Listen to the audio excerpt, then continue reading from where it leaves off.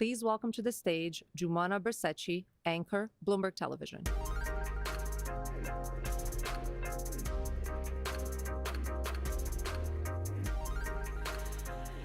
Good evening, boa noite. Welcome to Bloomberg New Economy at B20. Bem-vindos. I'm Jumana Bersetchi, and anchor at Bloomberg Television, and I will be your host at tonight's opening dinner. We are thrilled to be hosting all of you for our first ever New Economy event in Brazil. Now, we've got a great program lined up for you today, and I'd like to start by giving you all a quick rundown of tonight's opening dinner proceedings. So we will be hearing from Aloysio Mercadante Olivia, the president of BNDES, His Excellency Carlos Favaro, Brazil's Minister of Agriculture and Livestock, and then a little later, we will have a virtual interview with the Honorable Jonathan Feiner, Deputy National Security Advisor for the United States. But before we get started, I would like to mention just a few important housekeeping notes. First of all, a text readout for all of tonight's sessions will be available in English and in Portuguese, and they will be displayed on either of the screens on my left and my right here. So you'll be able to read and follow along. And then all of the plenary sessions will have simultaneous audio translation. So you can find these translation headsets at your seats, which will provide English, Portuguese, and Spanish translation if you want to put them on your heads. And as a courtesy to our speakers and to our fellow delegates, we ask that you please silence your phones and kindly take any calls outside of the plenary hall.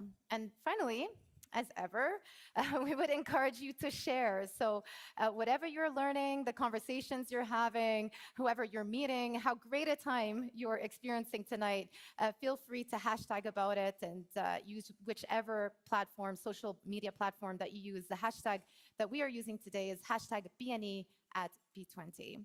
So thank you again for joining us. We're delighted to have you all here. And it is now my pleasure to introduce Karen Seltzer, the CEO of Bloomberg Media, who will now share a few remarks. Welcome, Karen. Thank you. Good evening. Thank you, Jumana. Great to see you. And it's great to see all of you, our distinguished guests, here at the opening night of Bloomberg New Economy at B20. Thank you so much for joining us. First of all, I would like to say a very big, warm thank you to UBS, our sponsor for this evening's dinner and program. And I'd really like to thank you for your support of Bloomberg and Bloomberg New Economy. We are delighted that you could be here with us. Our very first Bloomberg New Economy back in 2018 was in Singapore. And since then, we have typically returned to Asia around this time every year. But over the last 7 years, the world has changed so much. And Bloomberg New Economy has evolved along with that. And so while our initial focus was bridging the economies of the East and the West, we have become more inclusive of the critical and impactful global South. And so it is so appropriate and meaningful that we are here tonight in Brazil, in South America, for the very first time. Community is another way that Bloomberg New Economy has evolved over time. And while it has been and will continue to be a gathering of principles, the leaders in government, in business, in academia, who have the power to make decisions and move economies, many of those leaders have joined us in smaller communities. Some of those are our coalitions, such as the Cancer Coalition, helping to change lives, as well as the Climate Tech Coalition, where the focus is green technology worldwide. Another area of community for us has been our Catalyst program, and we're so excited to celebrate tonight our 4th cohort of Bloomberg New Economy Catalysts.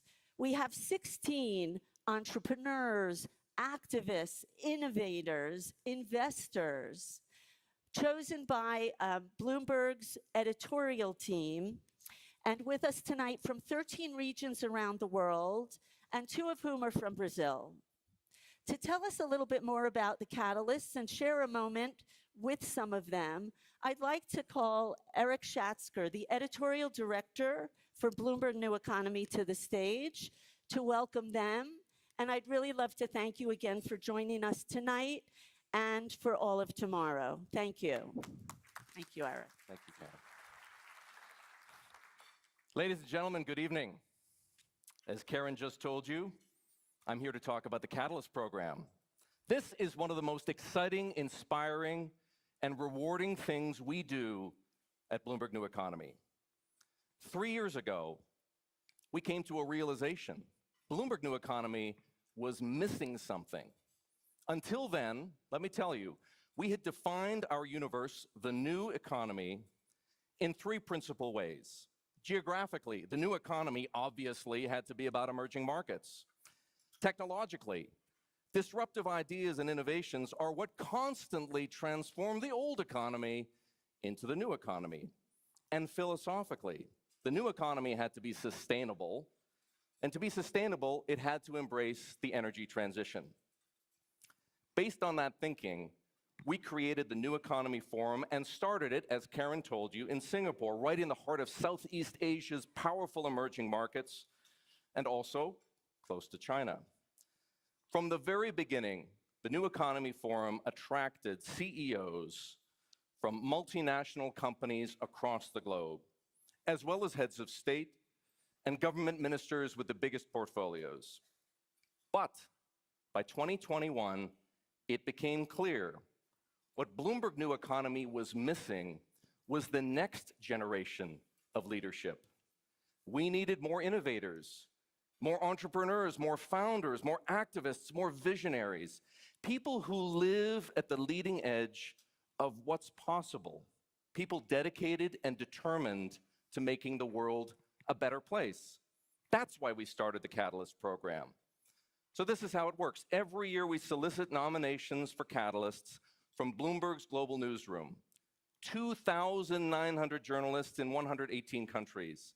And this year, working with those nominations, we settled on a class of 16 Bloomberg New Economy Catalysts.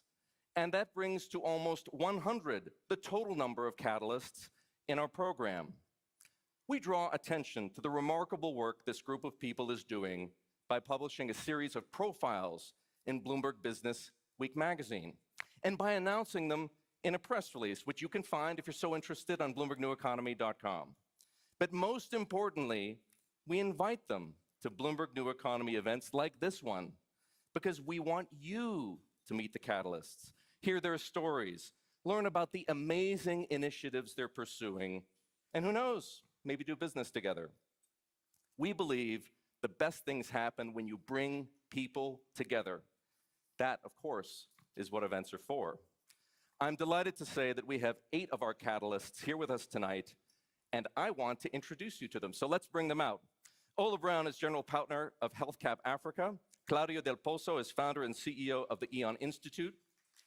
Catherine Hutchins and Anio Rahabi are co-founders and directors of GoodEddie. Philip Cowders is co-founder and CEO of Courageous Land.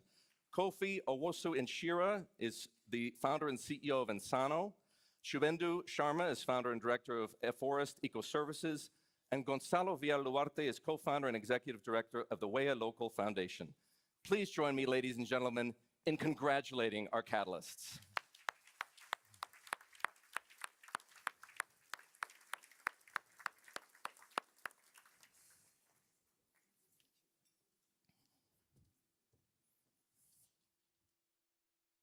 Please welcome back to the stage Bloomberg's Jumana Bercetci.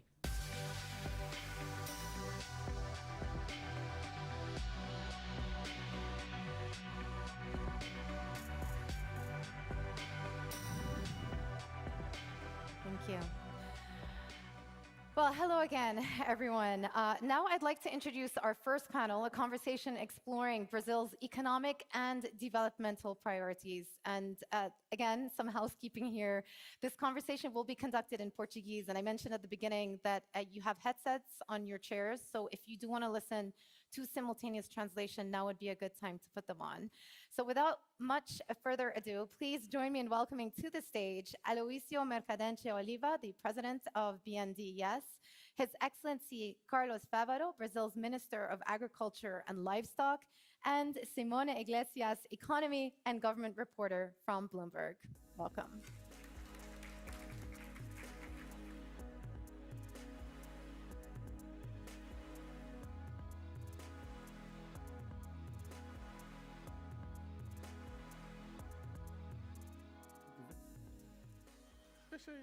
Boa noite.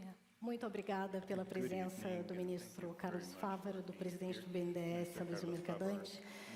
Nós estamos aqui com dois cases de sucesso desse terceiro mandato do presidente Lula. O ministro Favaro com recorde de abertura de mercados mundo afora, mais de 260, se eu não estou enganada, e o presidente Mercadante fazendo superávit para o governo Lula. Então, eu gostaria de começar conversando com você sobre esse esforço que o Brasil vem fazendo há um ano e meio de liderar um processo de desmatamento que aumentou muito, e a gente hoje está diante de uma lei muito complexa, europeia, que prejudicaria e vai prejudicar substancialmente as exportações do Brasil. Eu queria ouvi-los nesse sentido. Há um trabalho da União Europeia para adiar por um ano a entrada em vigência. De que forma isso ajuda o Brasil a se adequar a novas regras duras que vêm pela frente? Perfeitamente. Muito obrigado, Simone. Boa noite, Aloísio. Boa noite a todos. Esse é um tema muito relevante, Simone. O Brasil vem galgando passos fundamentais, conquistando mercados cada vez mais exigentes, por conta, primeiro, neste momento, com a volta do presidente Lula ao comando do país, ele reestabeleceu as boas relações diplomáticas. O Brasil não tem contencioso com nenhum país do mundo. Isso está facilitando muito o nosso trabalho. O segundo é a eficiência do sistema sanitário brasileiro, a qualidade dos nossos produtos. Veja, um exemplo muito claro disso. A gripe aviária esse vírus circulando pelo mundo há pelo menos 15 anos. E o Brasil é um dos dois únicos países do mundo que não tem gripe aviária nos seus plantéis comerciais. Não é sorte, é eficiência, é competência. E por isso, estamos com quase 40% do mercado do frango mundial produzido no Brasil. O problema é que essa legislação do Parlamento Europeu, ele foi feito de forma unilateral, inclusive transpassando a soberania dos outros países. Isso é inadmissível. O Brasil tem compromissos ambientais muito sérios. O governo do presidente Lula vira a chave mostrando que o Brasil não quer mais desmatamento. Por isso, criamos o Plano Nacional de Recuperação de Pastagens, onde a nossa agropecuária tem recursos com bastante subvenção, recursos com 7% ao ano, 2 anos de carência, 10 anos para amortizar, para fazer a recuperação de áreas que estão antropizadas há vários anos, em estado de degradação, produzindo pouco. E o produtor faz esse investimento e não precisa ir sobre a floresta. Acontece que a comunidade europeia deliberadamente superou a soberania brasileira. Isso nós não vamos concordar e por isso estamos agindo contra essa proposta, essa lei aprovada. O senhor aumentou o volume de financiamentos na sua chegada no BNDES. O banco vinha de um momento muito ruim nos últimos 4 anos. E em julho, o presidente Lula sancionou a LCD, que é uma letra de crédito importantíssima para financiar projetos de infraestrutura de desenvolvimento. Mas isso está trancado no Banco Central. Eu gostaria de saber se o senhor está conversando com Gabriel Garípolo para efetivar a LCD. Eu acho que nós temos mais de 500 bancos de desenvolvimento no mundo. Mais ou menos 18 trilhões de dólares de ativo. e um peso superior a 10% do investimento. E essa crise climática, eu diria essa catástrofe climática que está se aproximando, os eventos são cada vez mais frequentes e profundos, exige uma resposta de um novo padrão na relação entre o Estado e o mercado. O custo da transição energética, do combate ao desmatamento, à descarbonização, é muito alto. É a primeira vez na história que a nova matriz energética é mais cara que a anterior, mas ela é indispensável para enfrentar a crise e as emissões. E você não faz isso sem banco público. O BNDES dá dois exemplos. A Bloomberg, estudo que ela publicou, é o banco que mais financiou a energia renovável e limpa na história em todos os países do planeta. É o número 1. E por isso o Brasil tem a terceira melhor matriz energética e o primeiro do G20. Essa discussão europeia vai terminar muito bem. A ambição do Brasil é liderar a transição energética, é liderar o combate às emissões de gás carbono, não só cumprir as nossas metas voluntariamente, mas ir além delas. 48% da nossa emissão é desmatamento da Amazônia. Então tem que ter muito rigor. BNDES, por exemplo, nós temos imagens de satélite, tem uma parceria para que a sociedade civil produz, a ciência produz, não liberamos um financiamento se tiver desmatamento. E qualquer indício de queimado ou desmatamento, nós sustamos imediatamente o financiamento. O sistema financeiro está avançando nessa direção. O crédito tem que ser parte desses fundos. O Fundo Amazônia, senão vocês fizeram uma belíssima matéria hoje, sugiro que vocês leiam, mostrando a grandeza e a importância do Fundo Amazônia nesse esforço de combate ao desmatamento, o crime organizado. Um dos projetos que o BNDES financiou é uma central da Polícia Federal na Amazônia, 318 milhões de reais, exatamente para combater todas as formas. Roubo de... o narco-garimpo que está lá, madeira ilegal, desmatamento. Então, nós temos que ter operação de comando e controle, mas nós temos que ter investimento para os 28 milhões de pessoas que vivem lá, ter alternativas de bioeconomia, de geração de renda e emprego, de valor agregado à floresta em pé. E digo mais uma coisa que até o ano que vem nós vamos ter já bons resultados. Nós lançamos um projeto do BNDES que é o Arco da Restauração da Amazônia. A nossa meta é plantar 6 milhões de hectares. A coisa mais eficiente para capturar carbono é plantar árvore. Então, nós já estamos colocando R$1 bilhão, uma parte não reembolsável. Grandes empresas brasileiras estão abraçando esse projeto. Nós precisamos de apoio internacional. Estamos lançando amanhã a plataforma da Bloomberg. Esperamos que essa plataforma ajude a captar e mobilizar recursos, porque se a gente fizer esse arco da restauração, são mais ou menos 50 bilhões de reais para chegar a 6 milhões de hectares, nós vamos proteger e blindar a floresta. Em 4 anos ela se regenera. Então, eu acho que nós não temos que brigar contra essas exigências, nós temos que ter liderança, firmeza, entregar os nossos compromissos, não permitir o desmatamento, reduzir as emissões, porque o Brasil está sendo vítima. É só olhar o que aconteceu no Rio Grande do Sul, a seca que está acontecendo no norte, os incêndios, que é o superaquecimento, ou vai para a cidade do Rio de Janeiro, onde eu estou vivendo agora, você tem temperaturas acima de 50 graus no inverno.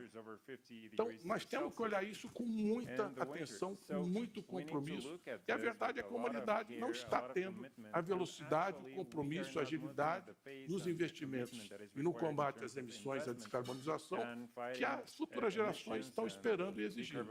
Então, o Brasil vai entregar, o Brasil vai liderar essa transição energética, isso é um compromisso do país, já é assim na matriz, será assim nas emissões, e nós precisamos estender essa descarbonização para a agricultura, para a indústria, para a infraestrutura, para todas as outras, adaptar, mitigar e melhorar a qualidade de vida no planeta. Acho que esse é um grande esforço global e nós temos que estar muito firmes nesse compromisso.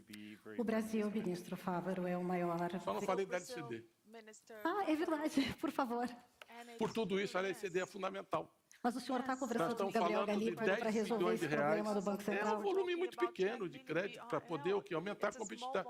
Nós fizemos mais investimentos em 1 ano e 10 meses que os 4 anos do governo anterior, na infraestrutura, na indústria, na agricultura, no BNDES.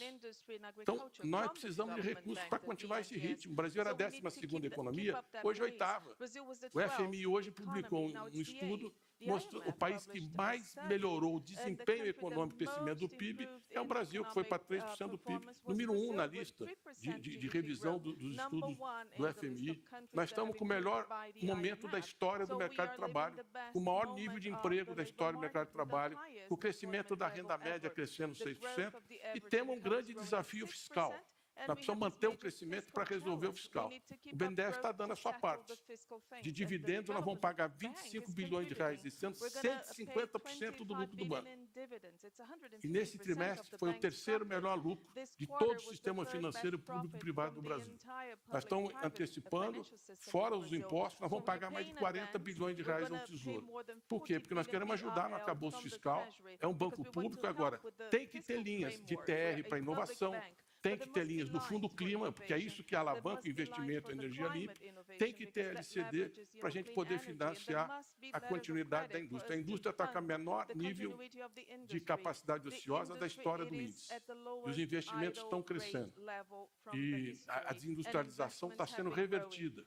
E o Brasil subiu 30 posições no ranking de 70 países em termos de indústria, peso relativo da indústria. Essa é a velocidade que nós estamos, e o BNDES está no coração dessa estratégia e nessa entrega. Então, nós precisamos desses instrumentos com responsabilidade fiscal. Nós estamos muito mais hoje fazendo debênture, captando fundo clima, mas captamos internacionalmente, 2 bilhões de dólares.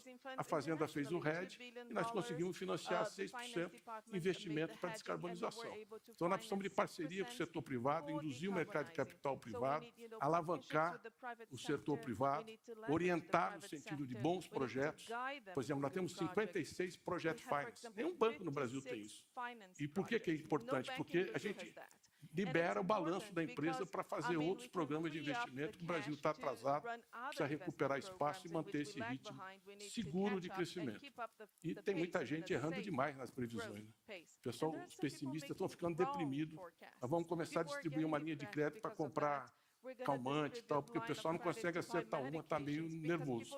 Mas eu não vou falar dos juros, vou ficar mudos, mas a Faria Lima está surdes. Nós precisamos mudar um pouco essa relação e ter um diálogo mais sincero e mais positivo e construtivo para o Brasil. O Brasil é o maior vendedor de alimentos do mundo, mas há uma vontade deste governo de agregar mais valor aos nossos produtos. Como é que o senhor está liderando esse processo? Veja, o Brasil, nos últimos 50 anos, como vários países do mundo, encontraram a sua vocação. Veja exemplos como a Coreia do Sul, um país que sai da Segunda Guerra, entra numa guerra local, até hoje sem fim, com a Coreia do Norte, um país paupérrimo, e na tecnologia, no desenvolvimento intelectual, descobriu a sua vocação. Hoje, os nanochips, e quem não tem de nós na sua casa um equipamento produzido na Coreia do Sul? Esse é um exemplo claro de um país que encontra a sua vocação. Mas nós, brasileiros, não podemos nem pensar de ter a nossa síndrome de cachorro vira-lata.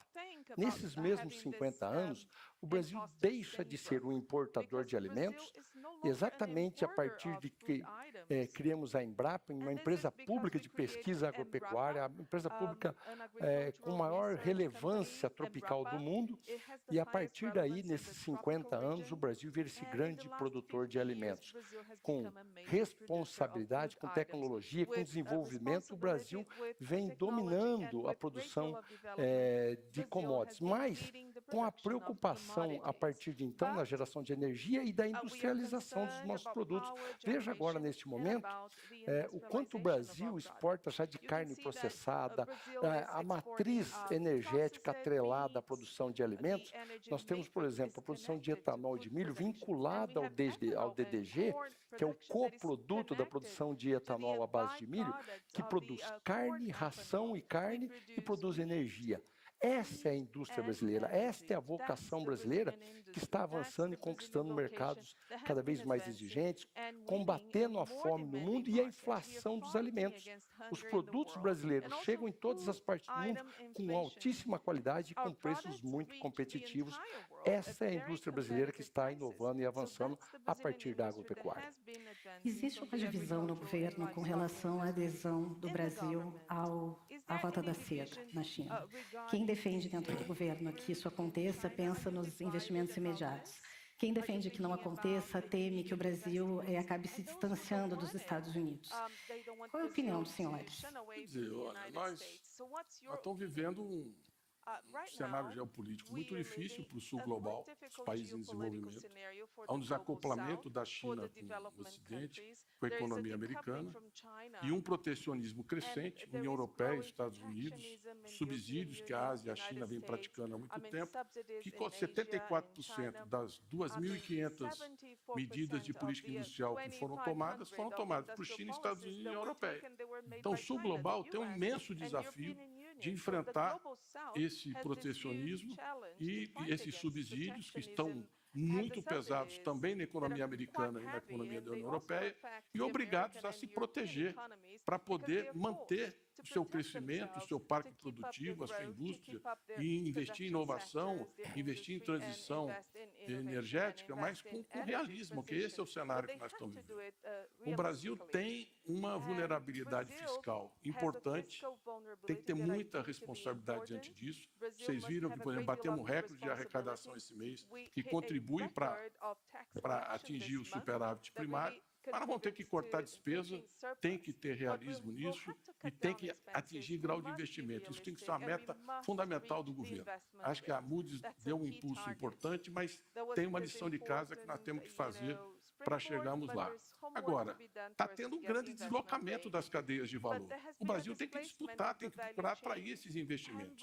E não nos interessa uma guerra fria, uma nova guerra fria entre Estados Unidos e China.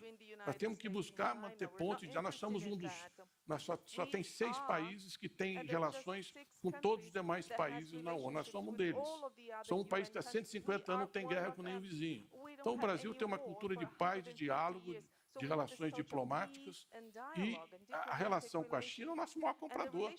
40% das nossas exportações, 25% das nossas importações. Como é que nós não vamos ter relação com a China? O mundo inteiro tem. Então, nós temos que ter. Agora, a forma de tratar essa relação é ter realismo nas relações comerciais, porque em muitos setores da indústria a competitividade da China é insuperável, nós temos que nos defender, e temos que dialogar com franqueza e buscar parcerias para trazer investimento em infraestrutura, em setores estratégicos que nós achamos que essa visita pode propiciar. Então, não tem por que ideologizar essa questão. Nós precisamos ser realistas e nessa briga, nessa tensão crescente, nossos interesses são do Brasil, tanto na relação com a economia europeia, com os Estados Unidos, com a China, com pragmatismo e objetividade. Nós temos um superávit comercial ano passado de 100 bilhões de dólares, que não teria se não fosse a relação comercial com a China. Então, tem tensões? Tem. Nós temos problemas na indústria, temos tomado medidas de defesa comercial. Os Estados Unidos colocou 100% de tarifa para importação de carro elétrico. Como o Brasil não vai fazer? Fizemos na química, fizemos siderurgia, fizemos algumas medidas de defesa comercial, e ao mesmo tempo sentamos na mesa e vamos negociar parcerias, integração das cadeias produtivas, atrações de investimento, e isso é uma coisa que o presidente Lula sabe fazer, negociar bem e cultivar as relações. Acho que nós vamos ter um bom encontro do presidente Lula com os chefes de Estado e um bom encontro também com o presidente Xi Jinping, que pode mudar o padrão de relação entre os dois países. Perfeitamente. Acho que a explanação do Mercadante tem lógica e dentro do que eu considero o que deve ser feito. O Brasil não precisa criar contencioso com ninguém, nós precisamos e temos uma ótima relação com os Estados Unidos, com a União Europeia, mas também algumas medidas protecionistas que tentam ser nos impostas devem ser combatidas com ampliação do leque de parceiros comerciais. É este o fortalecimento dos BRICS, com responsabilidade. O Brasil acabou de tomar hoje medidas importantes com relação à adesão de novos países dos BRICS, porque atrapalharia essa relação harmoniosa. Mas fortalecimento dos BRICS, os fortalecimentos com todo o Oriente Médio e também com a Ásia, em especial com a China, é a oportunidade de superarmos as barreiras comerciais impostas e que tiram as nossas competitividades. Tem dinheiro, tem gente para consumir e o Brasil deve estar fortalecendo. Por isso, eu sou favorável a que o Brasil faça adesão à Rota da Seda. E na reunião de cúpula do G20, você pode esperar vai ter muita matéria para escrever, com anúncios muito importantes de novos investimentos, de parcerias estratégicas com vários países relevantes. Nós aumentamos em 14% o investimento direto esse ano e vamos dar um salto muito grande agora no G20. Em seguida vem a presidência dos BRICS e depois vem a COP30. Então, muita coisa da política internacional vai passar por aqui. Por sinal, a Bloomberg está aqui, já é um avanço muito grande e um reconhecimento do que eu estou falando. Muito obrigado por estarem aqui. Divulguem bastante o Brasil, nós vamos apresentar muitos resultados no G20. Quando o senhor se referiu à posição do Brasil nos BRICS hoje, o senhor está se referindo à questão da Venezuela e da Nicarágua, Exatamente. que o Brasil decidiu não apoiar a adesão desses dois países. Exatamente. Eu acho que o Brasil ele não precisa criar contencioso com ninguém. O Brasil, e aí talvez muitas vezes as pessoas que têm uma ideologia mais aflorada esperam posições talvez mais ríspidas. E o Brasil não tem essa posição. O Brasil é um país do diálogo, especialmente com a governança liderada pelo presidente Lula. Agora, tem certos limites, e esse foi um imposto com muita sabedoria, porque certamente prejudicaria muito as relações comerciais com os BRICS, e o Brasil teve essa altivez, e eu fiquei muito feliz com esse posicionamento. A China tem investido muito nos países da América Latina. Pela primeira vez nos últimos 2 anos, ela investiu mais na nossa região do que em países desenvolvidos. Inaugura no mês que vem um porto no Peru, o Porto de Xangai, que o agronegócio tem muita expectativa, porque vai escoar a produção por ali. Qual é a expectativa do governo com relação ao porto e ao escoamento da nossa produção pelo Peru? Um sincronismo com essa relação com a Ásia, e o Brasil tem um plano estratégico que nunca teve nas rotas de interligação ao Pacífico.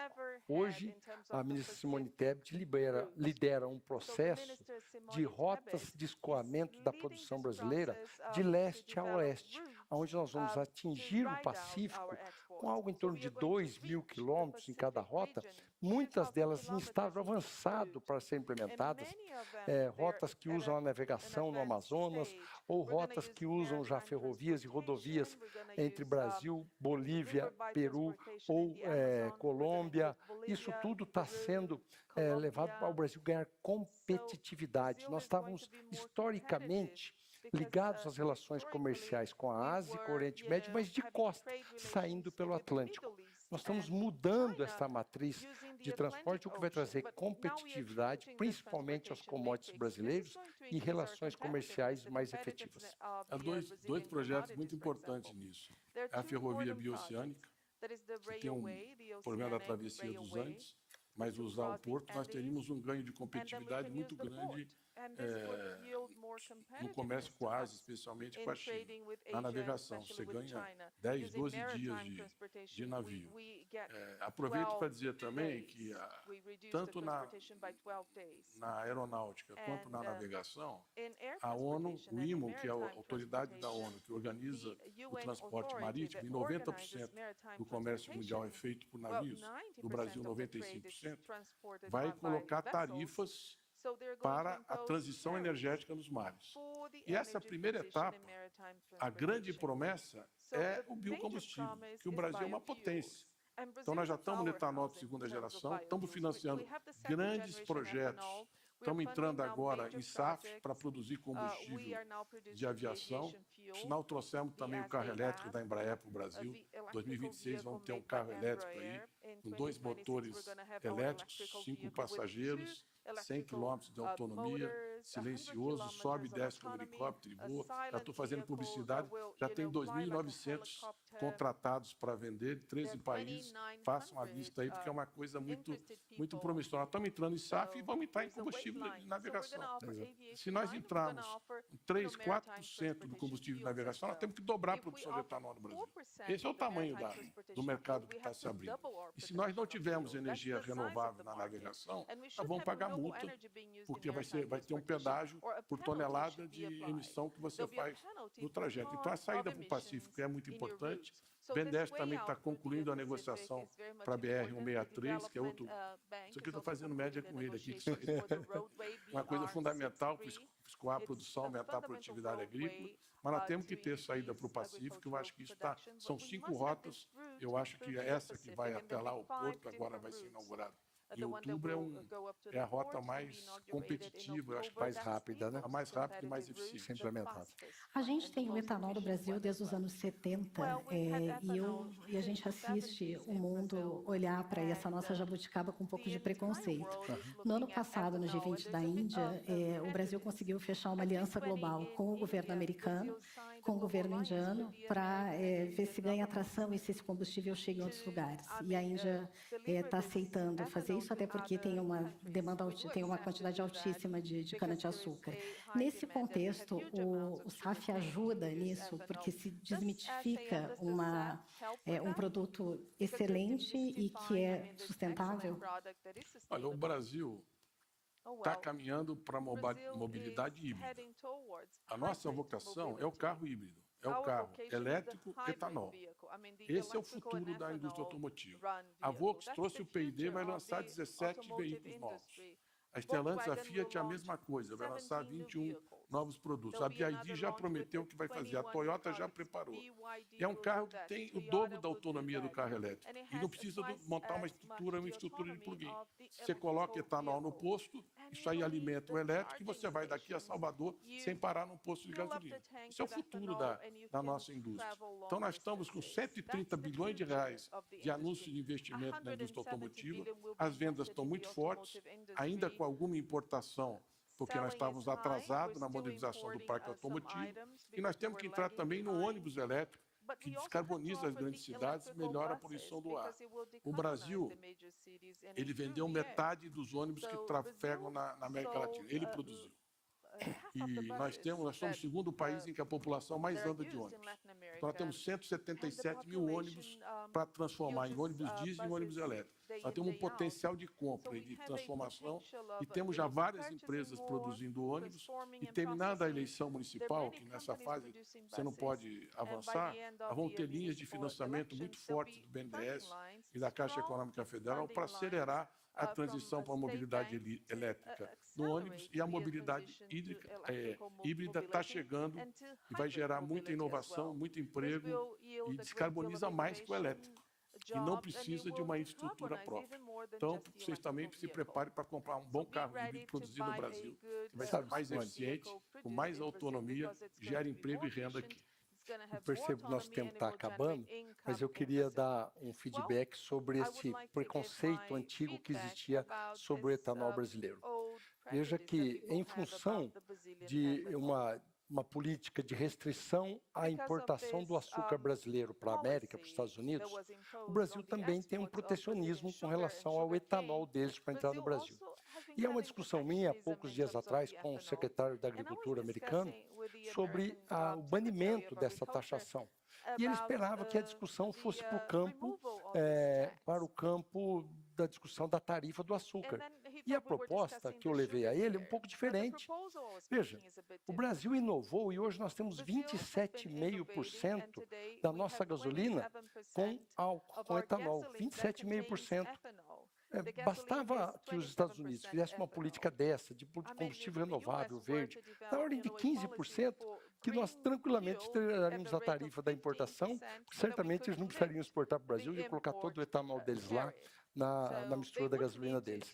Esse é o desafio, esse pacto formado entre Índia, Brasil e Estados Unidos, que tem a capacidade de servir o mundo com etanol, combustível verde, renovável, SAF, certamente vai mudar a matriz energética. Só uma frase. Eu queria muito agradecer a presença da Bloomberg, acho que é muito importante, é uma janela para a gente falar, o evento de alto nível que vocês vão ter esses dias, e também agradecer a plataforma que nós vamos estar lançando amanhã, que é uma plataforma de investimento. Vão ter 6 projetos, todos ligados à descarbonização, transição energética, economia verde, restauro florestal. para mobilizar recursos e alavancar o investimento no Brasil. Então, parabéns por essa responsabilidade pública global, 120 países que a Bloomberg está contribuindo aí com o serviço de comunicação. Infelizmente, eu vou precisar encerrar o nosso painel. Agradeço muitíssimo aos dois pela presença. Obrigada. Obrigado. Obrigado.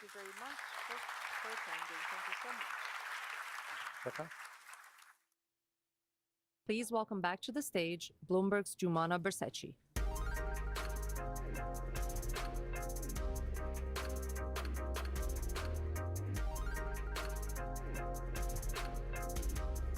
Thank you.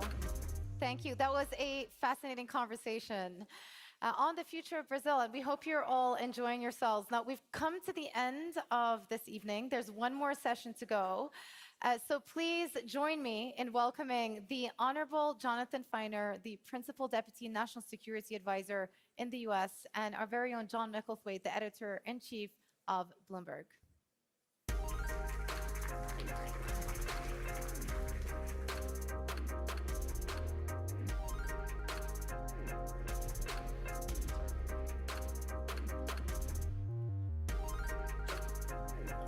Jonathan Feiner, if the music could calm down a bit, you get a very lengthy musical introduction. Thank you very much for doing this. Deputy National Security Advisor, you have a wide audience of people from the region here. And can we begin with the contest, which we just heard a little bit about in the previous panel, about the contest between the United States and China inside this region. And the US has obvious advantages, which you know, but China is pushing back, especially on development projects. And next month, Xi Jinping will inaugurate a port in Peru when APEC happens here. And I wondered, what is the US strategy as you see it to counter China in this region? Thanks very much, John, and thanks for having me. You. Look, I guess I would start by saying this is a region that's going to make its own decisions, its own economic decisions, its own decisions about trading partnerships, about security partnerships. And the United States very much respects the sovereignty of the countries in the region and their ability to make their own decisions about what's best for their future. We've also been quite clear that we are engaged in a global competition with China, and that competition is at the core of the US-China relationship, and that it's not limited to the Indo-Pacific, but that it's playing out in other regions of the world, including here in our own hemisphere. There was a narrative that I think that was prevailing when this administration took office, that the United States was sort of on the verge of being surpassed by China as an economic power. That United States influence was waning in the world, that China's influence was on the rise. I think those predictions have very much been reversed over the course of the last few years, in large part because of the partnerships the United States has built with key allies and key partners, including very much in our own hemisphere, and because of the investments that we have made in our own sources of strength here in the United States. And so what we're seeing play out now in this region, in Africa, in the Indo-Pacific, and in Europe, we believe very much is demonstrating the value proposition of working alongside the United States, in the construction of high standard critical infrastructure, in pursuing clean energy policies, in developing advanced technologies. And we feel very good about our position in the region and about the value proposition we offer countries as they make these decisions about the partnerships they will choose. Do you think there are things, though, that you could do in terms of amassing private capital and those kind of options that America could begin to fight back against this kind of development economics that China is practicing? Well, one of the huge advantages the United States has, a force multiplier for the United States, and again, goes to this question of the value proposition of working with the United States, is our dynamic and robust private sector, unparalleled anywhere in the world. The United States doesn't have a sovereign wealth fund. We don't have state-owned enterprises that we can direct in terms of their capital flows or investment decisions. But what we can do is incentivize and work with our private sector to invest in areas of strategic significance and importance to us. And we see a demand signal for that investment all around the world, including very much here in our own hemisphere. and believe that there has been a lot of progress in that regard over the course of the past few years, and it's something we very much want to incentivize. It's something unique that the United States can bring to bear in terms of the scale and the scope and the sort of cutting-edge nature of what our private sector offers. Can I push you on an example of somewhere which seems to be going badly in this respect, which is Venezuela? You have Maduro, who has been backed by Russia, backed by China. He's closing ranks, he's silencing critics. An election which most people think was unfair, he's saying it's fine. And I wondered, what can the US do to change that? Well, John, you know as well as I do, Venezuela's negative trajectory is not a new phenomenon. This has been the case now for a number of years, if not decades. And I think, if anything, this administration, prior to the July 28th elections, gave Venezuela and gave the Maduro regime every opportunity to do the right thing, incentivize the possibility of democratic steps and maybe even ultimately a democratic transition with the promise of the easing of sanctions. Unfortunately, when those elections were conducted, the regime decided to do anything but. And, you know, we were clear-eyed about this possibility. We knew this was very much the direction they could ultimately choose. And the result of those elections has been interesting, because it's quite clear to us, also quite clear to independent election observers like the Carter Center and like the EU officials who helped monitor this election, that Edmundo Gonzalez got the most votes. And the Maduro regime has claimed otherwise. But the rest of the region has basically lined up to not accept the claims that Maduro won this election. You see very few countries coming out and saying that they accept those results. And so, you know, the deal and the arrangement that the United States had been discussing now is very much shifting in the direction of additional pressure. We've taken sanction steps in September against a number of Venezuelan entities, with a focus on the people and the institutions who perpetrated what we consider to be a wholly illegitimate election, and people who have, since the election, gone about systematically rounding up, arresting, and suppressing opposition figures, which is not something the United States is going to stand for, and we don't believe it's something that the countries of the region should stand for as well. More than 50 countries agreed to a statement in the context of the General Assembly, essentially rejecting these election results and calling for Venezuelan authorities to stop the repression of opposition figures. And we are going to continue to work with our partners and allies in the region, including some who maintain relations with the Venezuelan regime, to make sure that this pressure stays on until Venezuela returns to a democratic path. Do you think that Venezuela can become a democracy again, a normal democracy? I don't see why that shouldn't be the case. I think that is very much the will of the Venezuelan people, which was clearly expressed even in an election in which it was very difficult to do so, and in which the regime took a number of steps, including disqualifying the opposition candidate who won more than 90% of the votes in the opposition primary. But the opposition aligned around a different candidate. The Venezuelan people voted in large part for that candidate. And so that, we believe, is fundamentally an expression for a desire to return to a democratic path, and ultimately the will of the people there should be respected.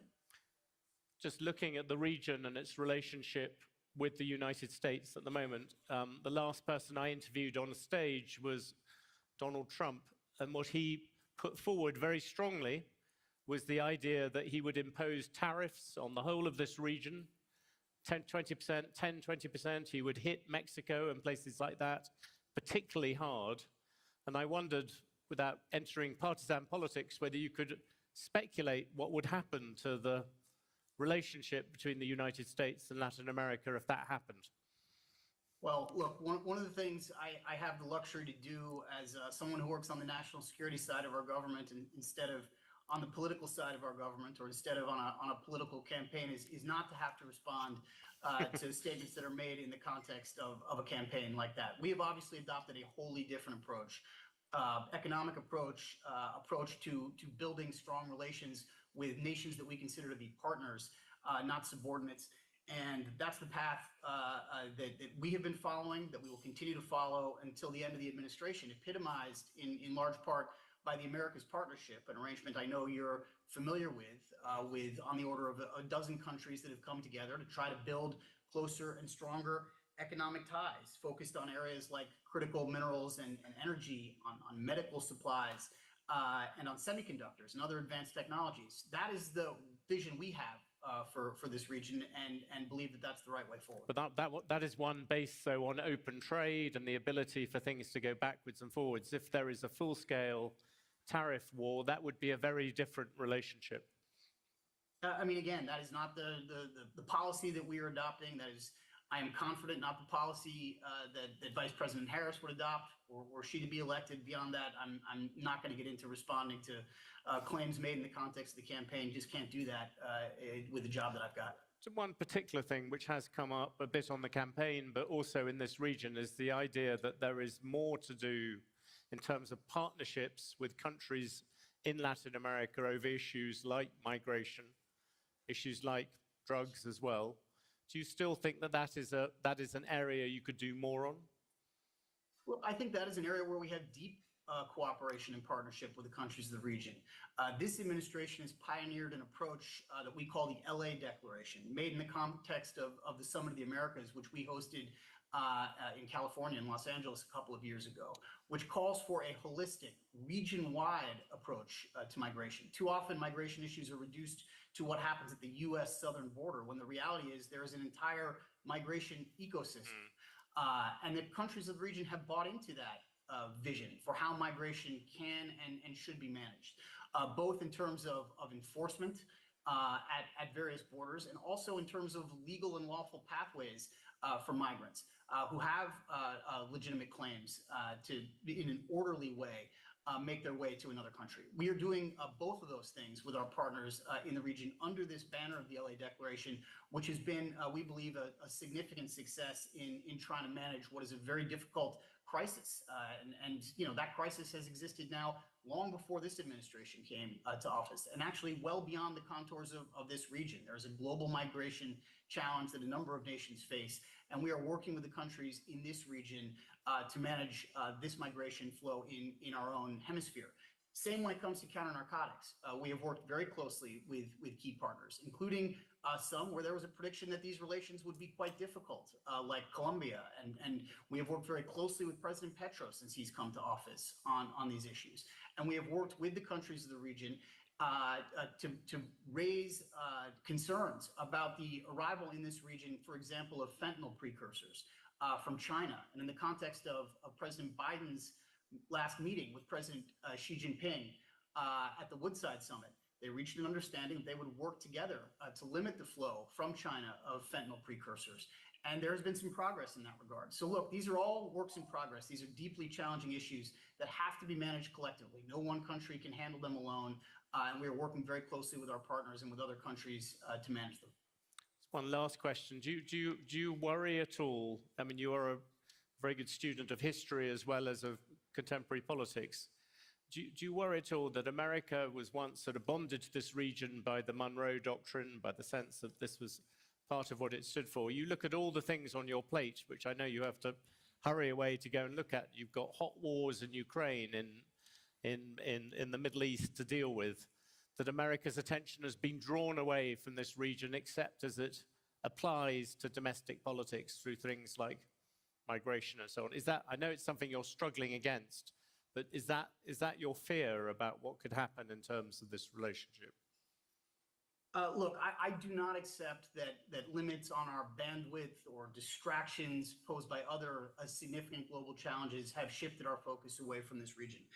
This has been an enormous priority for President Biden. Has been, by the way, since he was in the Senate and chaired the Foreign Relations Committee, and it was a priority for him and a significant area of focus when he was Vice President of the United States. And it has remained so here. In addition to hosting the Summit of the Americas, he has had a significant number of leaders from this region in Washington, in the Oval Office, conducting bilateral relations. He'll be at the G20 and at APEC in the region next month.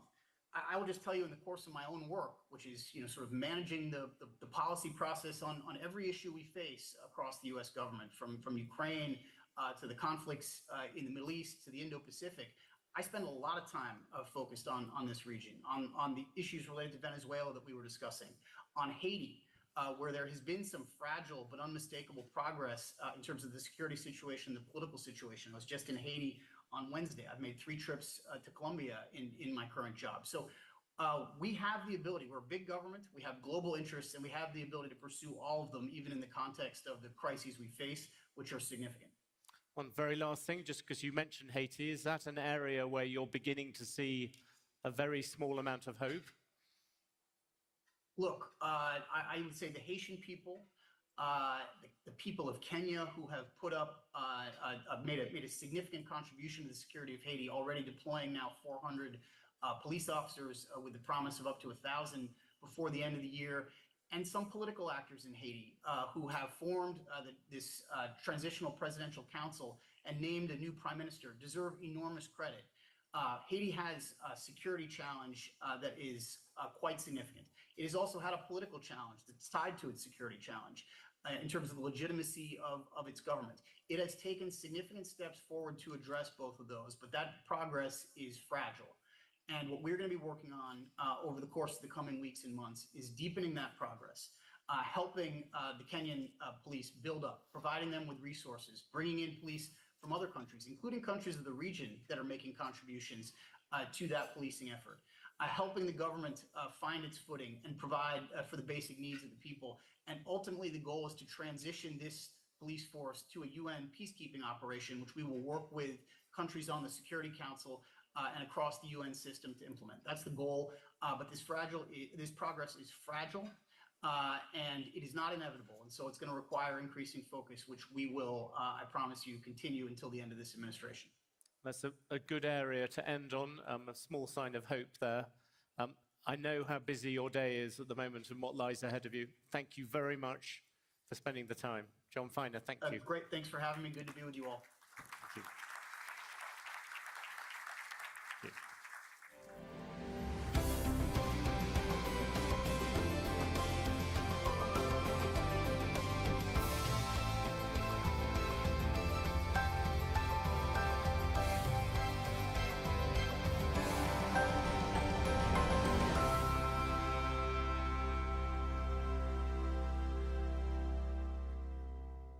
Please welcome back to the stage Bloomberg's Jumana Bercetci.